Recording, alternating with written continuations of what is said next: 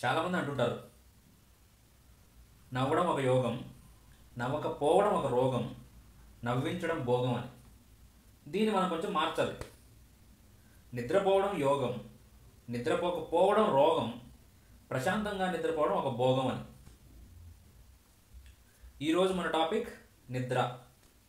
కొంతమంది ఉంటారు, ఎక్కడైనా ఎప్పుడైనా ఏ క్షణంలో అయినా ఎలాగైనా ఏ పొజిషన్లో అయినా నిద్రపోగలరు.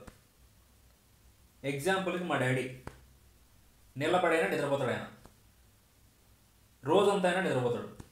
అదొక అదృష్టం. కానీ మనలో చాలామంది ఈరోజు నిద్రపోవడానికి చాలా అవసరపడుతున్నాం. స్క్రీన్ టైం కావచ్చు, కెరీర్ ప్రాబ్లం కావచ్చు, life in general, love failure, చాలా చాలా రీజన్స్. చాలామంది సరిగ్గా నిద్రపోవట్లేదు. బుక్ చదువు మాయా, 10 minutes బుక్ చదువు, నిద్రపోతావు. నిద్ర రాలేదనుకో, బుక్ మార్చేయి, అదే వస్తుంది. ఇలా బాగా నిద్రపోయే వాళ్ళు మీ ఫ్రెండ్స్లో, మీ రిలేటివ్స్లో, మీకు తెలిసిన వాళ్ళు చాలామంది ఉంటారు. చాలామంది కాదు, కొంతమంది ఉంటారు. వాళ్ళని ట్యాగ్ చేయండి, కమెంట్ చేయండి, వాళ్ళని చూసి నేర్చుకోండి, బాగా ప్రశాంతంగా నిద్రపోండి. అలా మనం నిద్రపోకపోతే ఒకరోజు నిద్రపోతాం, మళ్ళీ లేం. అంతే అంతే సంగతులు.